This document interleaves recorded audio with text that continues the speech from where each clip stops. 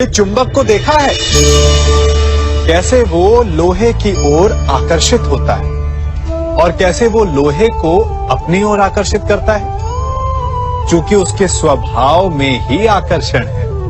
हम सबके भीतर भी एक ऐसा ही चुंबक होता है, विचार का चुंबक, जो सदा अपने ही जैसे विचारों को आकर्षित करता है। हम जो बोते हैं वही काटते हैं। उसी प्रकार हम जैसा सोचते हैं वैसा ही पाते हैं। साधु ईश्वर का नाम जपता है तो उसे ईश्वर मिल जाता है। अर्थात फल हमारी सोच पर निर्भर करता है। ओस की बूंद यदि केले के पत्ते पर गिरे तो वो कपूर बन जाती है, सीप में गिरे तो मोती, और यदि विषधर के मुख में गिरे तो विष। बूंद एक है परंतु उसके प्रारब्ध भिन्न है, क्योंकि उसे आकर्षित करने वालों का व्यवहार भिन्न है। इसलिए यह आप पर निर्भर करता है कि आपको भविष्य में विष चाहिए या अमृत। स्मरण रखें, हम वही बन जाते हैं जैसा हम सोचते हैं, जैसा विश्वास रखते हैं। यह आपका विश्वास ही है जो ये निर्धारित करेगा कि आपको विष मिलेगा या अमृत। इसलिए अपनी सोच को सुदृढ़ रखिए, सकारात्मक रखिए, और फल भी सकारात्मक ही आएगा। जब से ये सृष्टि बनी है, नदी की धारा और चट्टान के मध्य सदा संघर्ष रहा है, परंतु हर बार चट्टान की कठोरता को हारना पड़ता है, और नदी की धारा कोमल होते हुए भी कठोर चट्टान को काट देती है। कभी सोचा है क्यों चट्टान इतनी कठोर और जल इतना कोमल, चट्टान इतनी दृढ़ और जल इतना लचीला, फिर भी सदा जल कठोर चट्टानों के मध्य से अपना मार्ग बना ही लेती है? कारण केवल एक है, और वो है लगातार चलने की क्षमता। जल बढ़ता रहता है, चट्टान अडिग रहती है। इसी कारण जल चट्टान को काटकर मार्ग बना लेता है। इसलिए लगातार चलते रहिए, रुकिए मत, क्योंकि चट्टान जैसी हर समस्या को आप भी जल की तरह काट सकते हैं। इस फल को देख रहे हैं आप, अभी अभी अपनी डाल से अलग हुआ है। बड़ा दुख होता है ना जब आप अपने उद्गम से अलग होते हैं, परंतु ये दूरी भी आवश्यक है। अब इस फल को ही ले लीजिए। अपने जीवन दाता वृक्ष से अलग होकर ये ना केवल किसी की भूख शांत करेगा, अभी तो इसके भीतर के बीज से एक नए वृक्ष का सृजन भी होगा और कई फल जन्मेंगे। सृजन की प्रतिक्रिया में पीड़ा आवश्यक है। यदि पीड़ा नहीं होगी तो सृजन नहीं होगा।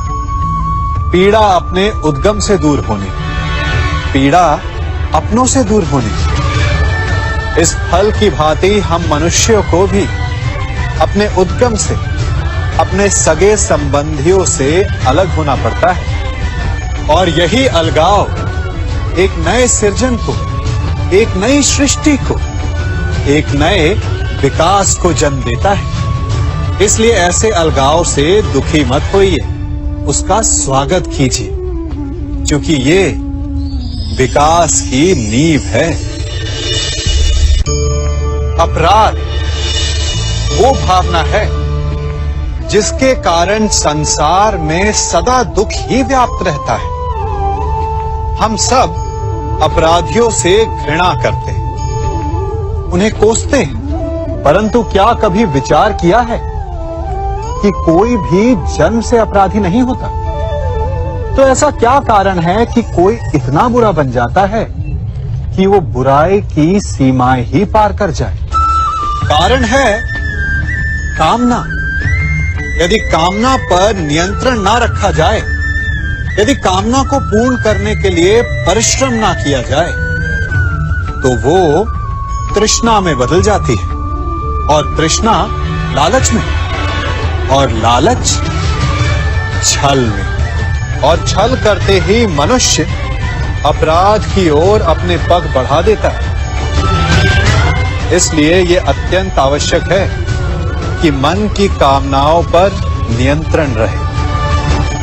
यदि मन पर नियंत्रण रहेगा तो अपराध पर स्वयं ही नियंत्रण हो जाएगा। हम सबका मन करता है कि हम जीवन में ऐसे शिखर पर पहुंचे जहां हमसे ऊपर कोई ना हो, जहां हमें कुछ करने की आवश्यकता ना पड़े, है ना? कुछ लोग इस शिखर पर पहुंच भी जाते हैं, परंतु उनका मन सदा विचलित रहता है। इतनी मनोरंजक बात है ना कि जिस विश्राम को पाने के लिए हम इतनी मेहनत करते हैं, इतना परिश्रम करते हैं, वो हमें मिलता ही नहीं। कारण स्वयं सोचिए, वन का राजा होने के पश्चात भी सिंह को अखेट के लिए परिश्रम क्यों करना पड़ता है? सोचिए, मैं बताता हूं।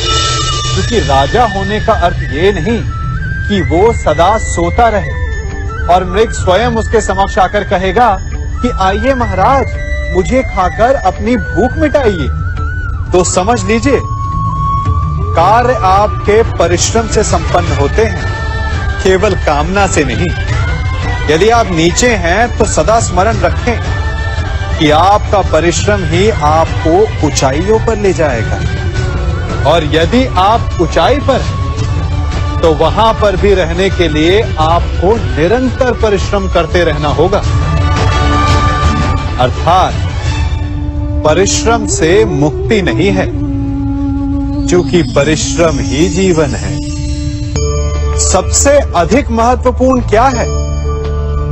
जीवन, या जो जीवन में पाया, यात्रा, या यात्रा पूर्ण करने के बाद पाया गया लक्ष्य, कर्म या उसके फल? बहुत ही महत्वपूर्ण परंतु विकट प्रश्न है ना? परंतु तनिक धीरज से सोचेंगे तो इसका उत्तर अधिक कठिन नहीं है। यदि जीवन यात्रा है तो उसका लक्ष्य क्या होना चाहिए? स्वयं सोचिए।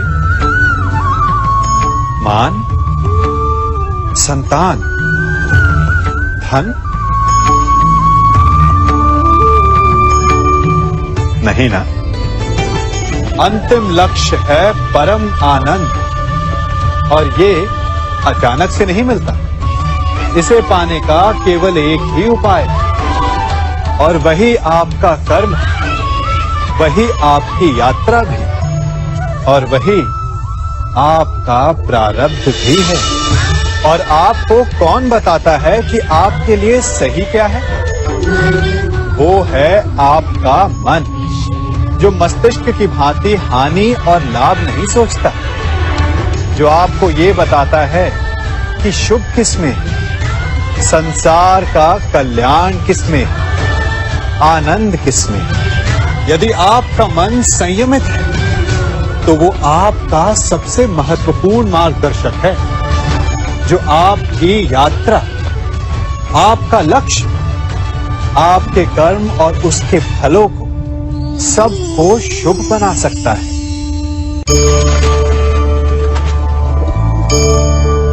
इन पक्षियों को देख रहे हैं आप? इनका उड़ना वायु में इतना संतुलन मुक्त कर देता है ना? इन्हें उड़ते देख आपके मन में भी इच्छा होती होगी कि इन्हीं की भांति आप भी स्वतंत्रता से उड़ पाएं। ईर्ष्या होती है ना, जब आप इन्हें खुले आकाश में ऐसे विचरण करते देखते हैं। पर कभी सोचा है, इस उड़ान को, इस स्वतंत्रता को पाने के लिए कितना परिश्रम, कितना अभ्यास किया होगा इन्होंने?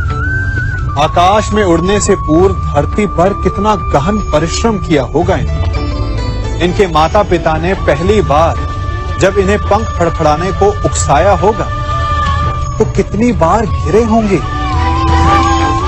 पहली बार वायु में उड़ते समय कितना भय लगा होगा इन्हें। अपनी पहली उड़ान के पश्चात धरती पर उतरते समय गिरकर कितनी चोट खाई होगी। इस उड़ान का, इस स्वतंत्रता का ये मूल है। यदि आप ये दे सकते हैं तो अवश्य आप भी इस स्वतंत्रता को पा सकते हैं। इन पक्षियों की भांति ही अपने चारों ओर जब भी आप किसी सफल मनुष्य को देखें तो उससे ईर्ष्या ना करें। उसके परिश्रम और पीड़ा को समझने का प्रयास करें जो उसने यहां तक पहुंचने में पाई है। प्रेरणा लें, प्रयास करें और स्वयं भी सफल हो जाएं।